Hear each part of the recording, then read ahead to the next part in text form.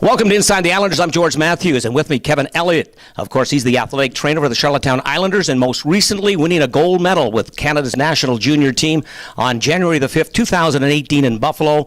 Fifth year that Kevin, in fact, was involved in the national junior program and at the World Championship, and in that fifth opportunity, winning gold. And Kevin, my first question is going to be to ask you, again, it's in Buffalo, a huge crowd, 16,000 plus there on Friday night, and all of a sudden, within reach, within seconds, is that opportunity to get a gold medal, your first in 5 outings. Give us your thoughts over the final 30 seconds off that championship game, just what was going through your mind and what you were thinking of. Oh, a lot of emotions, George. Obviously, five go-arounds and a couple silvers, and 3 silvers and a fourth place medal, and then to get a gold and to watch the clock tick down at a minute 30 after Tyler Steenberg got that goal, and then Alex Fermenton got the empty netter. It's just the big thing was trying to keep everything under calm and composure. Dom and Trevor Luchowski were on my end of the bench. They were trying to get the guys under control. It was pretty hard. It was tough looking down the other end of the bench at the other guys, Cheese and Macker and those guys. Overjoyed, excitement, relief is another word. Obviously from last year's and many of the other ones I've been in that we've had some hardships. Just an overwhelming feeling of joy and happiness, and just so happy and proud to be Canadian, and so happy and proud to be involved with Hockey Canada, and so happy and proud to be involved with the Islanders to allow me to be there in that situation. So many words, I don't know. I'd have to get my thesaurus out and figure it out, but phenomenal. Well, you obviously do a great job, Kevin, with the Charlottetown Islanders. That's why you get the opportunity to be involved with Canada's national junior program.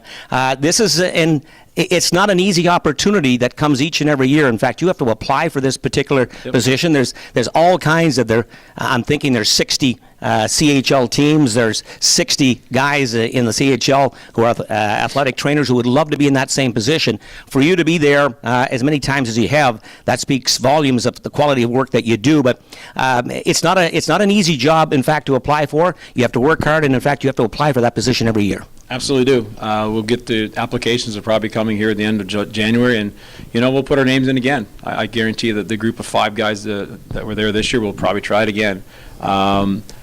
It's a long process. It doesn't happen overnight. I don't think we found out this year until almost May or June that we knew we were coming, and we knew the whole team was coming back. And it's not easy because they ask a lot of tough questions. They want to make sure you fit into the family program. They want to make sure you fit into the Hockey Canada family. They want to make sure you fit into the time frame. They want to make sure you can associate with other players. They can work with other people. You're coming from a team where you're like maybe a head guy. You got to maybe possibly become an assistant or work with a pair. There's a lot of small factors come into effect, and they talk a lot. They ask a lot of questions. I mean, obviously they've proved to call Jimmy and other people in our organization, and of course, my past history for the team has been successful, and it's been very, very positive, so I'm pretty happy that they ask me back every year. This process, I'm thinking, would be over approximately 3 or 4 weeks. You leave somewhere in the second week of December, and you get back home the first week of January. But it's a unique situation where you're pretty comfortable with the Charlottetown Islanders. You know everybody involved. You know the players. You know the coaching staff. But all of a sudden, you put a major mix of players involved trying to make the team. You've got new coaches that you haven't basically worked with on a regular basis. It's a whole new landscape.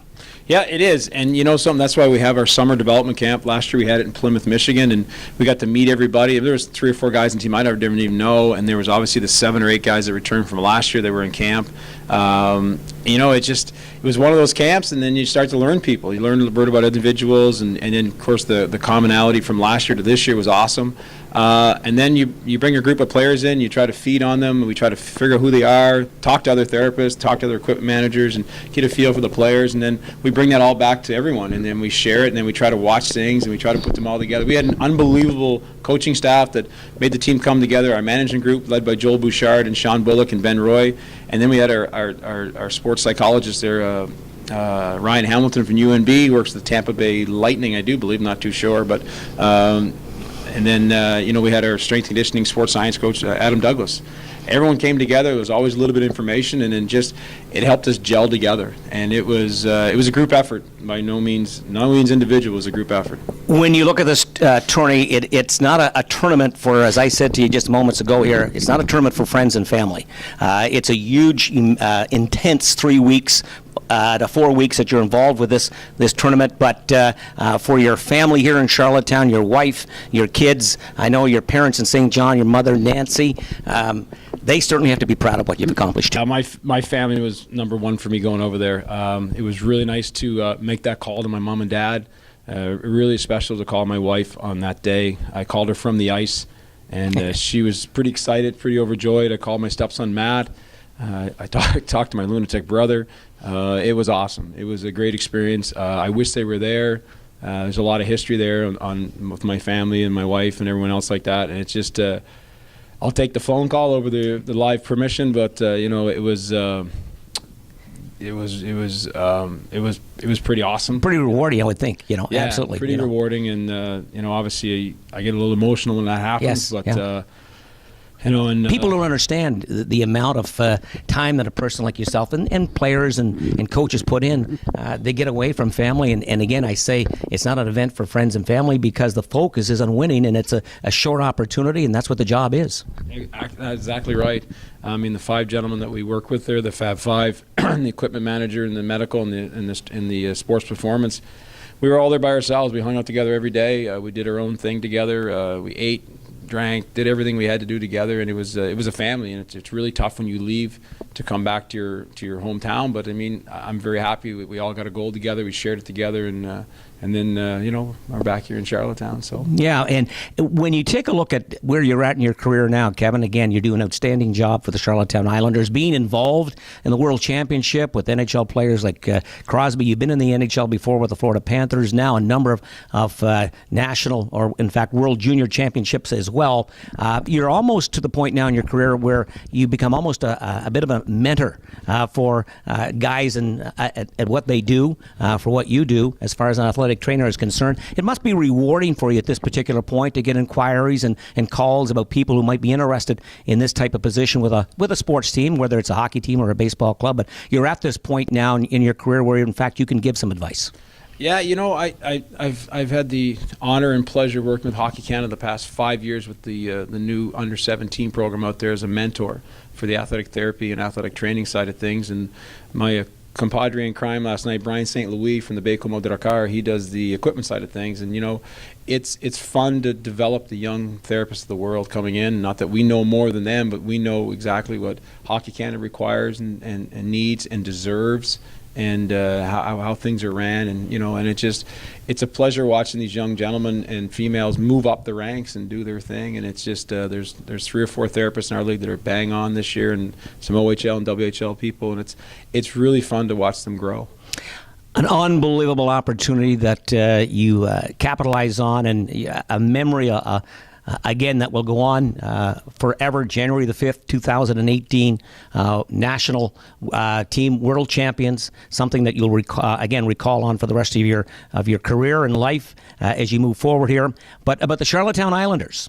You're back now here on the island, of course, and you were gone last year to the World National Junior Championships. Again this year, I nicknamed him here in the last hour or so, Jolton Jim Holton, as far as making trades are concerned. He certainly moves the pieces around come trading window opportunity. Traded half the team last year. This year, there's, again, 4 or 5 new pieces here. Your thoughts on your hockey club moving forward here in the second half? Pretty excited. I watched them play last night. A lot of new faces, people we've seen in the league before. I mean, the busiest guy in town is Spider McNeil, is watching the interview through the window right now, changing name bars. But yeah, I'm pretty excited again. I was really excited last year about what we had. I'm really even more excited this year about what we have. We have a great group of kids, a great core of leadership back from last year. I mean, Jimmy Gee and Brad are preaching the same message every day, and the kids are buying in. It's awesome. It's so much fun, and I'm so happy for our team, for Jimmy, for everyone, the fans. I'm looking forward to them coming out more often to see the games, and just to, I think we have a nice, exciting team. Just watch us.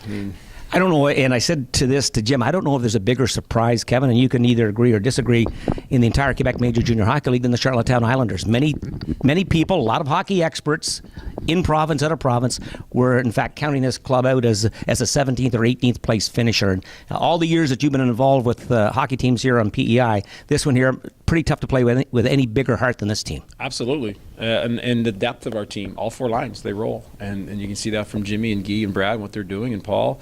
When I was away, I talked to a couple of people that are in our league, coaches and GMs and stuff like that, and some media people, and they're like, "What are you guys doing over there?" I said, "Nah, it's the PEI water. It's what it is. It's making us grow, making us play a lot better." And then they're really surprised and very happy for what we've done, and very intrigued about what's going on over here right now. And I think that's probably the biggest thing, is that now people are starting to see, hey, something's going on over there. Let's see what happens. And I think a lot of teams are going to be very shocked by how we play and what we do.